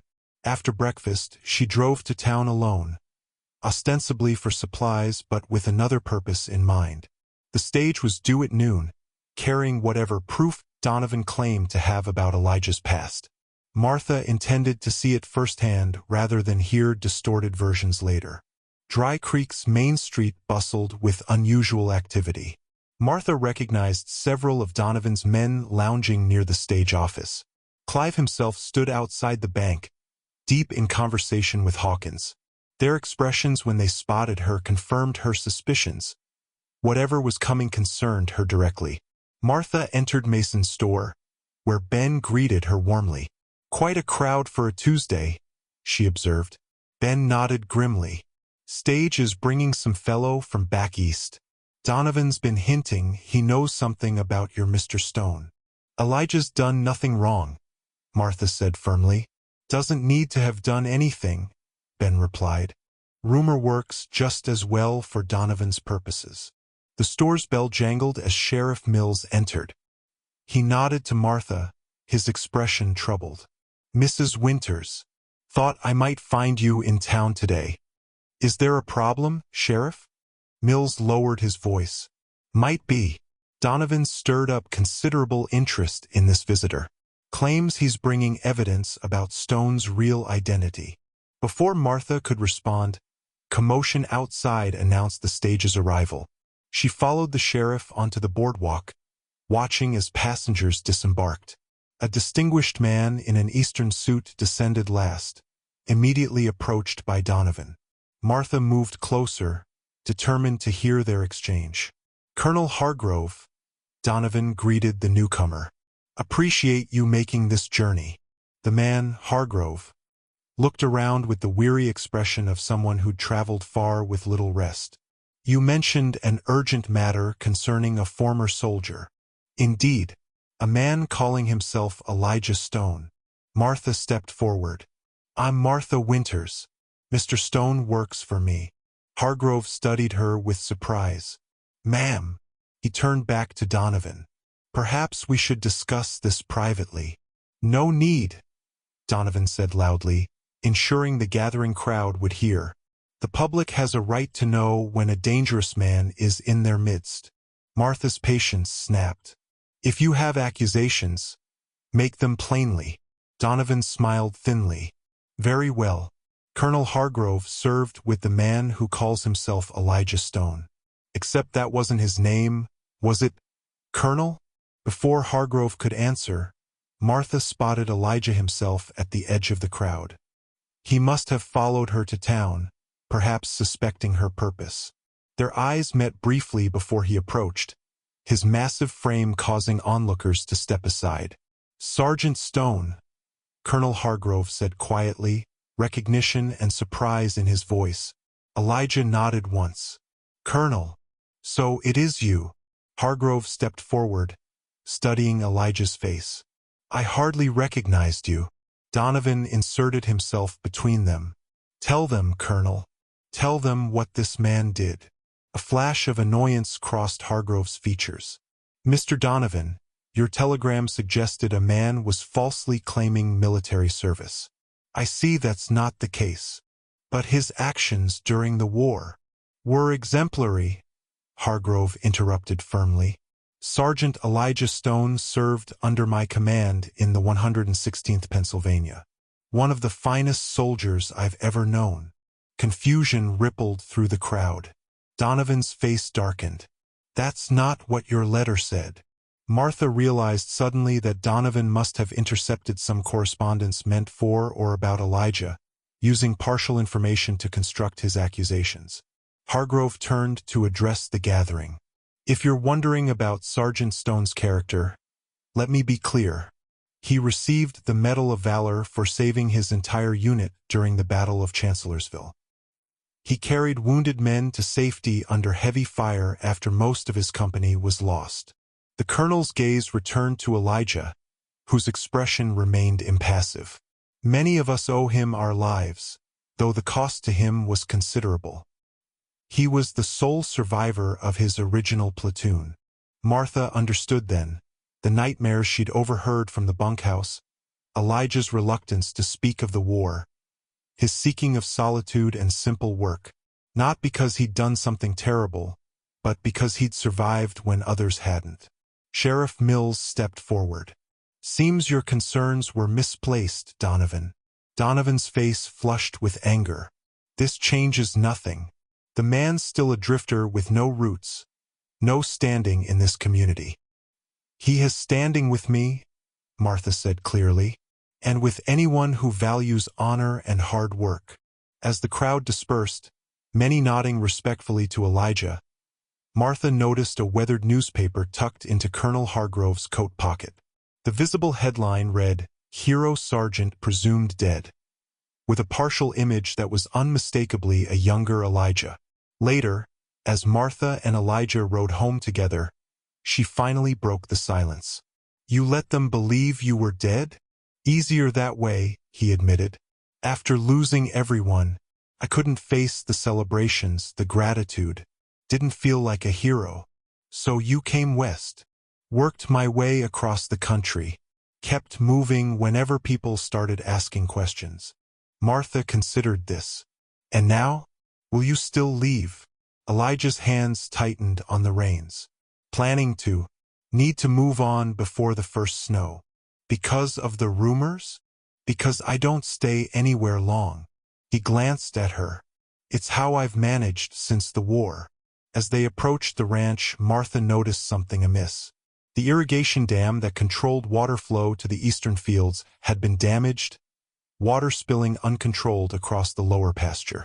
Someone's been here, Elijah said grimly, jumping down to inspect the damage. Martha followed, surveying the deliberate destruction. Donovan, she said with certainty, while everyone was in town watching his performance. Professional work, Elijah noted, examining how the key support beams had been undermined. Done to look like natural erosion. The damage was significant but reparable. What troubled Martha more was the escalation it represented. "He's getting desperate." "Because you're winning?" Elijah said simply. Dark clouds gathered on the horizon as Martha and Elijah worked to repair the damaged dam. The irrigation system that had brought life back to her land now hung in the balance, its central control structure deliberately undermined. "Storms coming," Elijah noted, glancing at the darkening sky. "Fast-moving." Martha nodded grimly. "Can we finish before it hits?" "Not properly. Need at least another day for the supports to set." They worked with increased urgency, reinforcing the weakened structure as best they could before the weather turned. Elijah moved massive support beams into place while Martha mixed cement, their practiced coordination requiring few words. The wind picked up as afternoon faded toward evening, carrying the scent of impending rain. Elijah studied the dam critically. "It'll hold against normal flow," he concluded. "But if the storm brings flash flooding—" The words hung between them, the threat clear. Martha's gaze traveled downstream to where the irrigation channels fed her fields, then to the house and outbuildings beyond. Everything they'd worked for remained vulnerable to nature's power and to human malice. "We should prepare for the worst," she decided. As darkness fell, they gathered supplies in the barn: lanterns, tools, extra timbers, lengths of rope. The first heavy drops began to fall as they finished, quickly becoming a downpour that drummed against the roof. "You should go to the house," Elijah urged. "Stay dry." Martha shook her head. "I'm staying with you." A flash of lightning illuminated his face, revealing both concern and something deeper: respect, perhaps, or affection carefully guarded. "Storm could last all night." "Then we'll watch all night," Martha replied simply. They positioned themselves in the barn doorway, sheltered from the rain but able to observe the dam through periodic lightning flashes. For a time, the structure held, diverting the increasingly turbulent streamflow as designed. Around midnight, the storm intensified.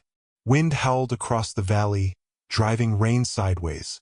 A particularly vivid lightning strike revealed a concerning sight.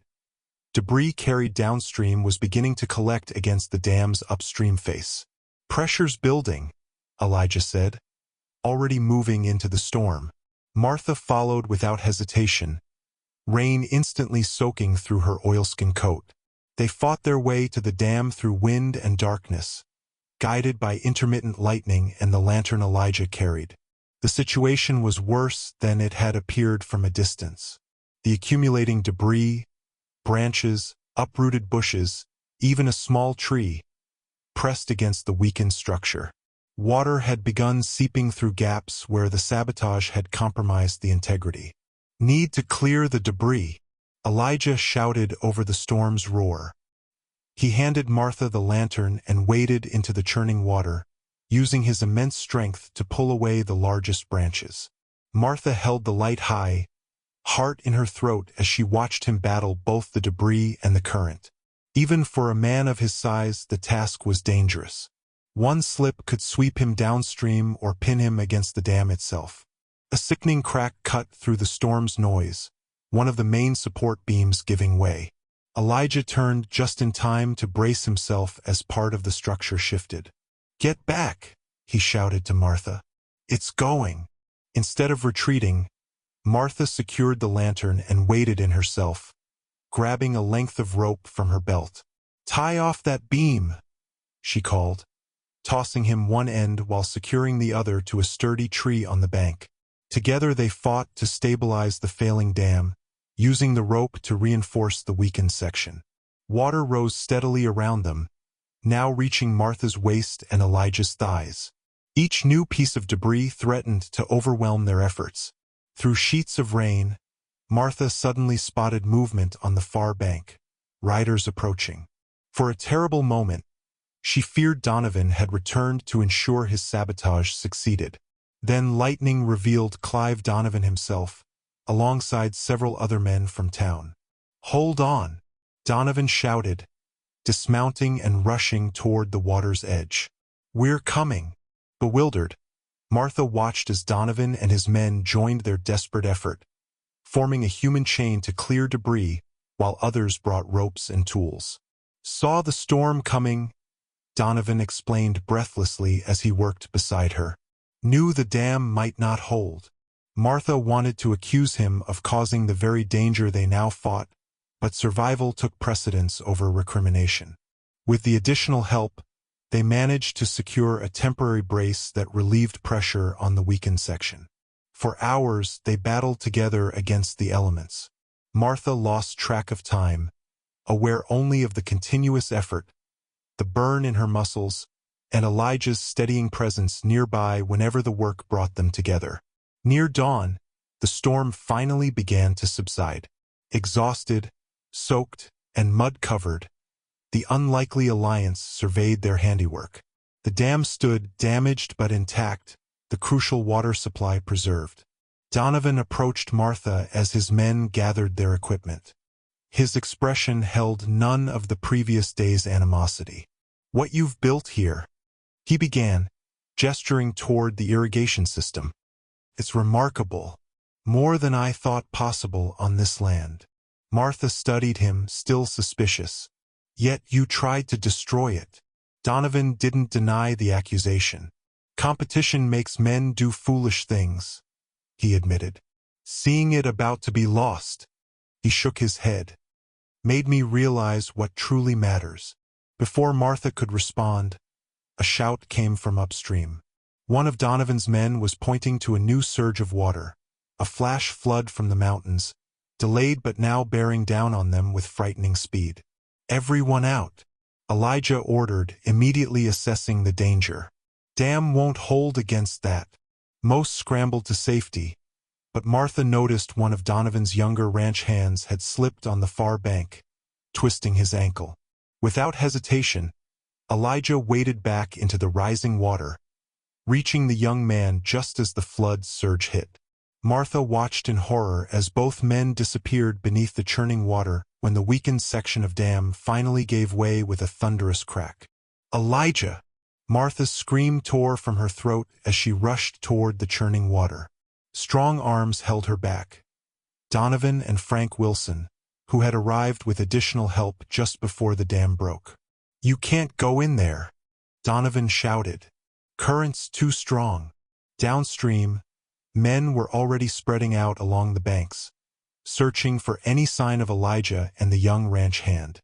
Martha broke free and ran along the water's edge, scanning the debris-filled torrent with desperate eyes. Nearly a quarter-mile downstream, a shout went up. Through the lightning dawn, Martha saw Elijah dragging himself and the unconscious ranch hand onto the bank. She ran to them, heedless of the mud and sharp rocks cutting through her boots. Elijah lay on his back, chest heaving with exhaustion, a deep gash across his forehead streaming blood into his eyes. The young man beside him coughed up water but was clearly alive. "You found him," Martha said, dropping to her knees beside them. "Couldn't let him go?" Elijah gasped, his voice hoarse. "Not again." Martha understood he wasn't speaking only of the ranch hand, but of comrades lost in the war, the ghosts that had driven him westward, seeking peace. The following days passed in a blur of activity. With the dam destroyed, the community rallied to help Martha salvage what they could of the irrigation system. Donovan, in a complete reversal, offered men and materials to rebuild, explaining simply, "It's what neighbors do." Elijah, however, remained confined to bed in Martha's house, his powerful body temporarily subdued by a raging fever from infection in his wound and hours in the cold water. Martha barely left his side, applying poultices, changing bandages, and coaxing broth between his cracked lips when he was lucid enough to swallow. On the third night, his fever broke. Martha, dozing in a chair beside the bed, woke to find Elijah watching her, his eyes clear for the first time since the flood. "The ranch hand?" he asked, voice weak but steady. "Tommy Fairchild," Martha supplied. "He's fine. His family's been by twice to check on you." Elijah nodded slightly, wincing at the movement. "The damn." Beyond repair, Martha admitted. But Donovan and the others are helping design a new one, stronger than before. The basic irrigation channels survived. Confusion crossed Elijah's face. Donovan is helping? Seems nearly drowning changed something in him. Martha adjusted his blanket. Or perhaps seeing what we'd built made him realize there's enough prosperity possible for everyone. Elijah attempted to sit up but fell back weakly. Need to see the damage. Martha placed a gentle but firm hand on his shoulder. Not yet. Doctor says you need at least a week of rest. For the first time since she'd known him, Elijah didn't argue about work needing to be done. His unusual compliance worried Martha more than the fever had. The first snow fell the following week, early for the season but gentle. A dusting of white that transformed the landscape into something pristine and peaceful. Elijah, still weak but insistent on no longer being confined to bed, sat wrapped in blankets on the porch, watching the flakes descend. Martha brought him coffee, settling beside him on the bench. Beautiful, isn't it? He nodded, his gaze distant. Always liked the first snow. How it covers everything. Makes it new again. Fresh starts, Martha agreed, studying his profile. The wound on his forehead was healing, leaving what would eventually be another scar among the collection his body carried. Doctor says you're recovering well. Well enough to travel soon, Elijah said quietly. Martha's heart constricted. You're still planning to leave. Was always the plan. He sipped his coffee, avoiding her eyes. Once you were stable for winter. And am I? Martha asked. Stable? Elijah gestured toward the bank documents on the small table between them.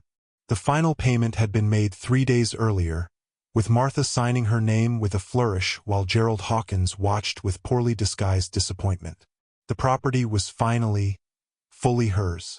You don't need me anymore, Elijah said simply. Martha's patience, stretched thin by worry and exhaustion, finally snapped. That's not the point. What is the point, then? The point is I want you to stay. The words hung in the cold air between them. Not because I need help with the ranch. Because She faltered, then gathered her courage. Because I care for you. Elijah's massive hands tightened around the coffee cup. You shouldn't. Why not? I'm not the settling kind. You've been here nearly a year, Martha pointed out. Seems settled to me. That's different. Is it? Martha turned to face him fully. You've built something here, Elijah. Something meaningful. With your hands, with your heart. Built it for you, he said quietly. Then stay and share it, Martha replied. I'm offering a partnership. In everything. Elijah finally met her gaze, his eyes reflecting both longing and fear. I don't know how to stay in one place. Not since the war. I think you do, Martha said gently. I think you've been practicing here all along. That evening, as darkness fell early as it does in approaching winter, Elijah disappeared into the bunkhouse. Martha tried not to let disappointment overwhelm her. She'd spoken her truth. The rest was his choice. Later, a knock at her door revealed Elijah, still moving carefully with his healing injuries. In his palm lay a simple ring fashioned from smooth river stone, the same stone from near the spring he'd discovered months ago. Not silver or gold, he said, his deep voice uncharacteristically uncertain. But it comes from this land. Our land. Martha stared at the ring, then at the man offering it. This gentle giant who had changed everything with his quiet strength and steadfast heart. If you'll have me, Elijah continued, I'd like to stay, for all the seasons to come. Snow blanketed the valley on the December morning Martha became Martha Stone. The ceremony took place in their front parlor, with Sheriff Mills officiating and neighbors filling every corner of the modest room. The winter light streaming through frosted windows caught the simple band of river stone on Martha's finger as she spoke her vows. Elijah, standing tall in a new suit that Ben Mason had helped order from back east, looked almost boyish in his nervousness. His hands, those massive instruments that had rebuilt her world, trembled slightly as he placed a gold band beside the stone one. His single extravagance, insisted upon despite Martha's protests that she needed nothing more than what he'd already given. "I take you as my wife," his deep voice rumbled, "and promise to build our life as carefully as we've built this land." After the ceremony, the house overflowed with celebration. The same neighbors who had once whispered about the widow and her giant farmhand now raised glasses to their future. Even Agatha Pembroke dabbed tears during the vows, her previous concerns about propriety forgotten in the face of such evident devotion. Dr. Hayes cornered Elijah with a toast. "Never seen a more remarkable recovery," he declared, "or a more remarkable transformation of a man or a property." Frank Wilson and Jim Taylor discussed plans for expanding the water cooperative in spring, with Martha as the natural leader given her proven expertise. Donovan, present with his wife but subdued, approached the couple with genuine congratulations. "You've shown what's possible here," he told them. "Changed how we all think about this valley." As guests began departing before the early winter dusk, Martha slipped into the bedroom to catch her breath. On the dresser stood 2 framed photographs side by side, her wedding portrait with Thomas from years earlier, and a new one taken just that morning with Elijah. She studied both images, feeling no conflict in their proximity. Thomas would always be part of her past, a love that had shaped her early years. Elijah represented her present and future, a different kind of love born from shared struggle and mutual respect. The bedroom door opened, and Elijah ducked through the frame, still not quite accustomed to the house being his home rather than the bunkhouse. "Everyone's gone," he said. "Wilson and Taylor were the last." Martha nodded, still looking at the photographs. Elijah followed her gaze. "Is it strange?" he asked quietly. "Having both of us here?" Martha turned to him, reaching for his hand. "No. Thomas was my youth. You're my strength." Elijah's fingers closed gently around hers. "When I came here, I thought I'd help for a season then move on. Never imagined this." Martha smiled. "Neither did I. That first day, I was certain you'd destroy what little I had left. Nearly did with the dam breaking. But we rebuilt it stronger," Martha reminded him. "Just like everything else." Later, as evening settled fully across the land, they stood together on the porch that had witnessed their first meeting. Martha no longer clutching a shotgun in fear, Elijah no longer a stranger seeking temporary work. Below them spread their property, dormant under snow but vibrant with potential. "In spring," Elijah said, "I've been thinking about that western section. If we expand the irrigation there, we could help the Petersons with their water problems too." Martha nodded. "And the new barn will need to be larger than we planned, especially if the cattle purchase goes through." They continued discussing possibilities as stars appeared overhead, each idea building on the last, each plan reflecting their shared vision for the land and community. So different from Martha's desperate survival of a year earlier, or Elijah's rootless wandering. "I received a letter from Colonel Hargrove," Elijah mentioned. "He's recommended me for a delayed commendation. Wants me to travel east for a ceremony." Martha studied his expression. "Will you go?" "Thought we might together," Elijah replied. "After spring planting. Time I made peace with the past instead of running from it." His willingness to revisit the source of his deepest wounds touched Martha profoundly. "I'd be honored to stand with you." As night deepened, they moved inside to the warmth of their home. The fire's glow illuminated the simple comfort they created together. Not grand, but solid and welcoming, like Elijah himself. In bed later, Martha rested her head against Elijah's chest, listening to the strong, steady heartbeat that had become the rhythm of her days. His arm encircled her protectively, as if even in sleep he was conscious of his strength and her trust in it. "Elijah," she whispered, uncertain if he was still awake. I have something to tell you. He stirred, his voice rumbling through his chest beneath her ear. What is it? Martha placed his large hand gently over her abdomen. The land isn't the only thing that's becoming fertile again. For a moment, Elijah went completely still. Then his arms tightened around her, careful as always but filled with new emotion. A child, he whispered, awe in his voice.